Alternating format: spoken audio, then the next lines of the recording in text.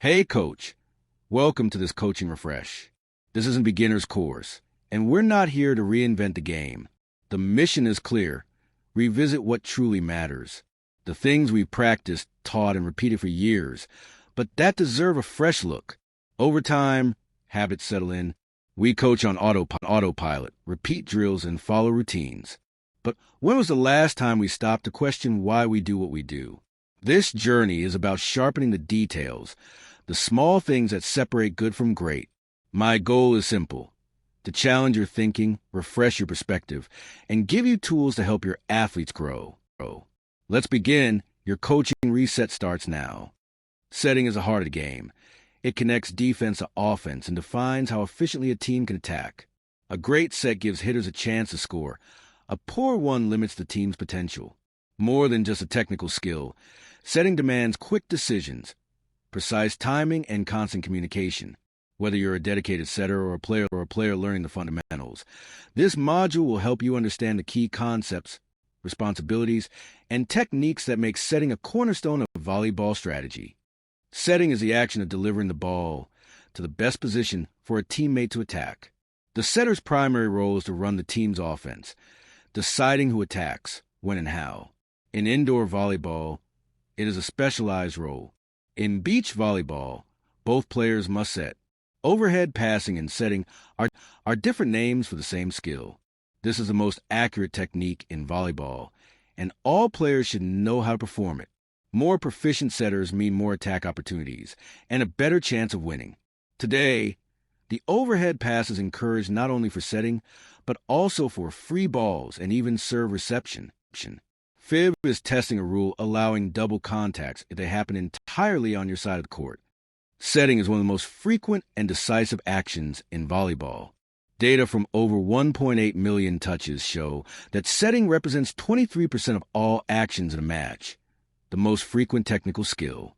Its purpose is to create ideal attacking opportunities, and without a quality set, the attack loses efficiency.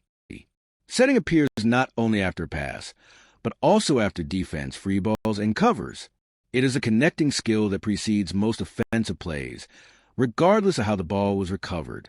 This reinforces the need for all players, not just the setter, to be proficient at setting. The setter's main objectives include the following: accuracy. The set must have the correct height, speed, and direction to allow the hitter to perform an effective attack. Consistency.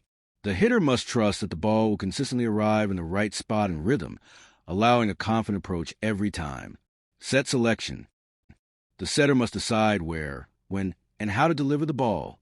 This decision depends on several factors: the characteristics of each hitter, the opponent's blocking strategy, the quality of the reception, the timing within the match, and the sequence of previous plays. Deception.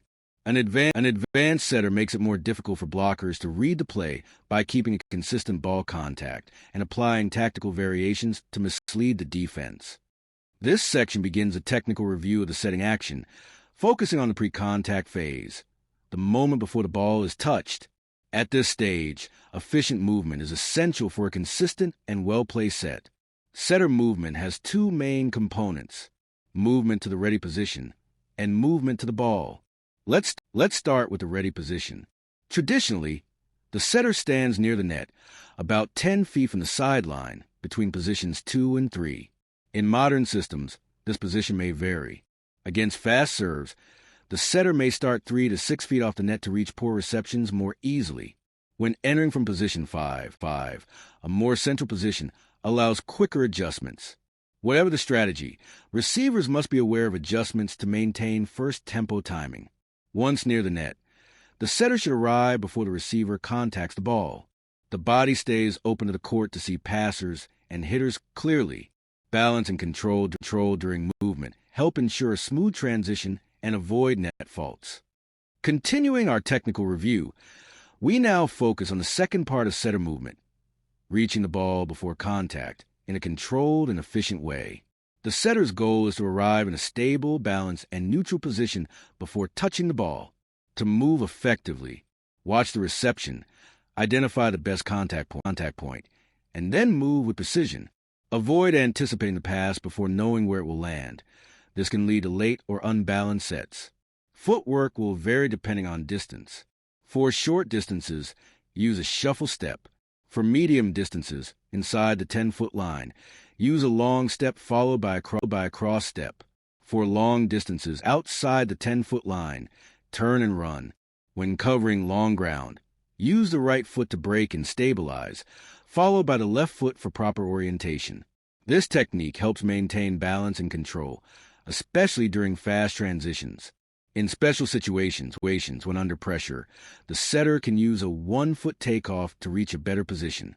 Shoulders must always face the target to maintain accuracy and consistency. When setting from a standing position, coordination is key. The movement starts from a balanced stance and follows 4 steps: leg drive, body extension, arm follow-through, and final hand control. 2 final considerations. The setter should not jump after contact. Keeping the feet on the ground increases power and precision. Avoid jumping backward. It reduces forward force and makes it harder to set high or long-distance balls. Setting from a standing position is a highly coordinated action that begins with the feet in a balanced stance before contact. The legs push against the floor. Energy starts on the ground. The body extends through the ball toward the target. The arms follow the same path, extending through the ball. The hand action will be detailed in the next section. Pushpin: the setter should not jump after contact, as keeping the feet on the ground allows for greater power and control. Ballot box with check. Note: for beginners, encouraging a light jump can help develop lower body coordination and movement awareness. Jumping backward while setting should be avoided. It reduces the forward momentum of the ball and limits the ability to set high or long-distance balls. Jump setting raises a contact point, speeding up the attack and making it harder for defenders to react. Key technical points: the jump should be vertical, and ideally, the setter should take off and land in the same spot to maintain balance and accuracy. The ball should be contacted above the head, keeping a consistent point of release. This makes it harder for opponents to read the play. A firm core stabilizes the body in the air, keeping the torso upright and forming a solid base of the arms to push through. The torso must remain stable during contact for accurate direction. The power of the set comes from full body coordination, not from arm strength alone. Special case: when setting off 1 foot, the same principles apply, but the setter won't land in the same spot. This variation is used during off-balance plays or under pressure. To execute a precise set, the hands must be correctly positioned. Fingers should be spread, creating slight tension for optimal control. The primary contact comes from the thumbs and the first 2 fingers, while the others stabilize the motion. To generate power, finger tension and wrist movement must be synchronized. The elbow extends naturally, propelling the ball forward. In longer sets, the legs and core provide additional power. For proper follow-through, the hand should finish open, directed at the target. Avoid excessive wrist flicking. Short, clean contact improves the rhythm and speed of the set. Remember, longer sets require quicker ball contact to maintain tempo. Back setting begins with ball contact directly above the forehead. Similar to a front set, thumbs guide the ball in the intended direction. The follow-through should align precisely with the trajectory of the set. To add energy and maintain disguise, the shoulders should be pulled slightly back. A slightly longer contact may be necessary to ensure accuracy. Common mistake: shifting the body too early, which reveals the direction of the play. To correct it, teach the setter to keep the head still and rely on wrist and shoulder coordination to generate force. The first tempo, or quick attack, is the foundation of offensive tactics. It is especially effective in the central zone of the net, aiming to create time pressure on the blockers and make it harder to form an effective block against all attackers. The speed of the first tempo attack is determined by the interval between the setter's contact and the hitter's contact. Both players are responsible for reducing this time. The setter should preferably jump and contact the ball as high and as early as possible. The hitter may jump before, during, or after the setter's contact. Jumping before results in the fastest play. The set should have a short ball contact time to maintain a fast offensive rhythm. When the setter is in the front row, They can tip or attack the ball above the net. This action should closely resemble a regular set, deceiving both the block and the defense. Key points for an effective setter tip. Hand position. Both hands should remain in a setting posture for as long as possible. Timing of execution. The right hand drops at the last moment, while the left hand acts quickly. Traditional tip. This tip typically targets the center of the opponent's court, and the left hand is used for this motion. Left-handed setters may have an advantage, but this is not essential. This type of attack is often underused, but can be extremely effective when well disguised and properly executed. Offensive structure. The offense is essentially based on a relationship between the first and second tempo. If the first tempo is fast enough, the blockers won't have time to react to both attacks and must choose one. This allows the setter to control the block by deciding how and when to set each tempo. Second tempo attack options. Second tempo attacks are those where the hitter takes off just after the setter's motion, with a slight delay compared to a quick first tempo attack. These attacks fall into two main categories. Combination attacks. These happen near the middle of the net, shortly after a first tempo action. The idea is to confuse the blockers. The play looks like a quick attack, but the ball goes to a different attacker arriving just after. Outside attacks. Positions 2 and 4, these are wider attacks at the edges of the net, usually from position 2 right side or 4 left side. While slightly slower than a quick attack, they still require precise timing and good disguise to surprise the blockers. Setting combination balls. The setter can use two main strategies. Identical body form.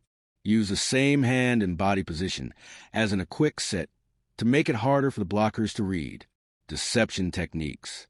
Lower the hands at the last moment to delay the contact slightly. Hold the ball just a bit longer than usual.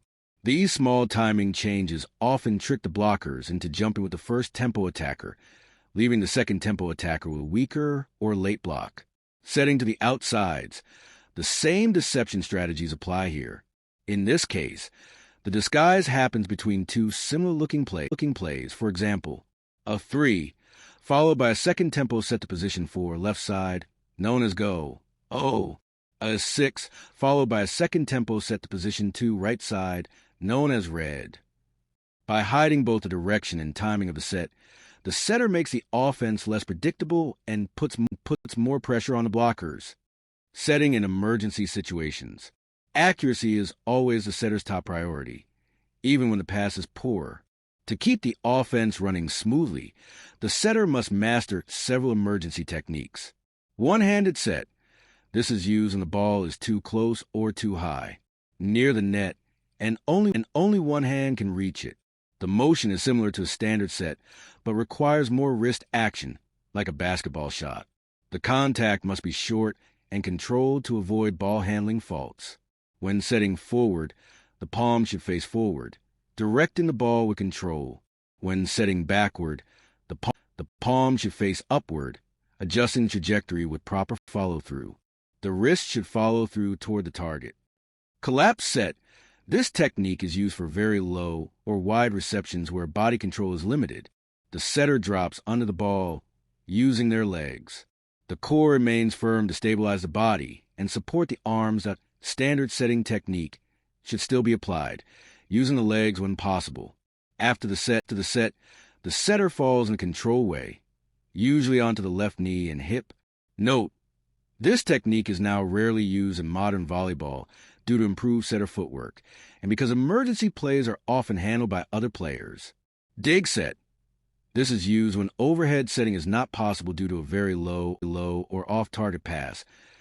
The setter drops quickly under the ball, using the legs. The platform stays firm, with arms extended and locked together. The body may be facing forward, sideways, or even backward relative to the target. The shoulder angle and weight transfer help guide the ball with precision. In very late situations, the set may be completed using only the platform, with minimal body adjustment. Important! This technique is recommended only for very low balls located within the 10-foot line. Understanding the block to make smart setting decisions. A skilled setter must use visual information both before and during a rally to decide where, when, and how to set. Before the rally, the setter scans the opponent's blocking formation. They identify any weaknesses, such as slow or undersized blockers. Based on this analysis, the setter chooses the ideal tempo or direction for the next set. During the rally, while moving to the ball, the setter uses peripheral vision or performs a quick glance to check the position of the block. Efficient footwork allows enough time to collect this information without compromising balance or timing. Even when the block is not fully visible, an experienced setter learns to predict its behavior through indirect cues.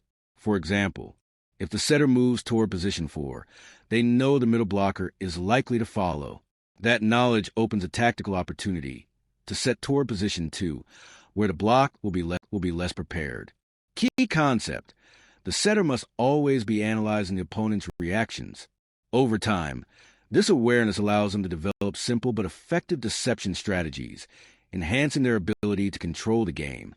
The setter is a central figure of the team, not just technically, but tactically and emotionally. They're the only player who contact the ball in every rally and who links the back row with the front row and the receivers with the attackers. In many ways, the setter is the on-court extension of the coach, directing both strategy and rhythm. Technical and tactical requirements. To perform at a high level, the setter must have excellent technical skills, especially in setting mechanics, helpful, though not essential, ability to block, serve, and defend, strong physical abilities, especially speed and agility, capacity to execute a game plan precisely, high tactical awareness and understanding of team systems, exceptional decision-making under pressure, leadership and communication. Beyond the technical demands, the setter plays a central relational role within the team. Every player looks to the setter between rallies. They naturally become the team's focal point. The setter must demonstrate clear communication, leadership and accountability, supportive yet firm, composure in pressure situations, confident body language, the ability to transmit the coach's instructions through both words and actions. Final insight: not all setters begin with every one of these attributes. That some excel technically but must develop leadership. Others have great presence but need to refine their setting. There is no single formula, but the more qualities a player starts with, the easier the path to becoming an elite setter. The setter's decision-making process. To make smart set choices, the setter must first know their hitters well. This includes spiker personality. Do they need frequent sets to build confidence, or do they perform better with fewer attempts? Spiker preferences. What types or sets are ideal in pressure situations? Spiker strengths and weaknesses. Which angles, speeds, or trajectories aim most effective? How to set effectively during the match. Adapt your decisions to what's happening on the court. Keep all hitters involved with balanced set distribution. Feed the hot hitter more often, ideally 2 or 3 sets for every one of others. Don't hesitate to choose the best hitter, even if the set becomes predictable. Keep every attacker active to preserve the team's offensive rhythm. Adapting in real time helps the setter lead both with vision and control. Outsmarting the opponent with set strategy. Pre-match preparation includes attacking away from weaker blockers, creating mismatches by isolating a single blocker, adjusting set type to the quality of reception. Don't force quick sets when out of rhythm. Avoid automatic decisions. Adjust your strategy based on the opponent's block and game momentum. Quick decisions between rallies. The setter should reflect on the previous play and opponent's positioning. Recognize the current rotation of both teams. Follow the coach's tactical plan, or make instant reads. Communicate strategy and backups in case of poor reception. Key insight: setting is not just mechanical. It's tactical intelligence in real time. Refining future set decisions. Use data and video to adjust future strategy. Analyze which players receive the most sets. Understand setting patterns and distribution trends. Evaluate success rates for each set choice. Measure which combinations led to most effective attacks. Compare in-game perception with actual outcomes. What the setter felt in the game might not match the numbers. Use data to correct misjudgments. Review decision patterns and defensive responses. Identify predictable habits. If the opponent's block anticipated sets too easily, more variety is needed. Playing with the team. Great setters value team success over personal style. Choose sets based on team strengths, not individual flair. Build trust and chemistry for better execution. Final takeaway. Smart set selection comes from constant learning, combining game feel, data, and team alignment. You made it. Congratulations on completing Module 1, Setting.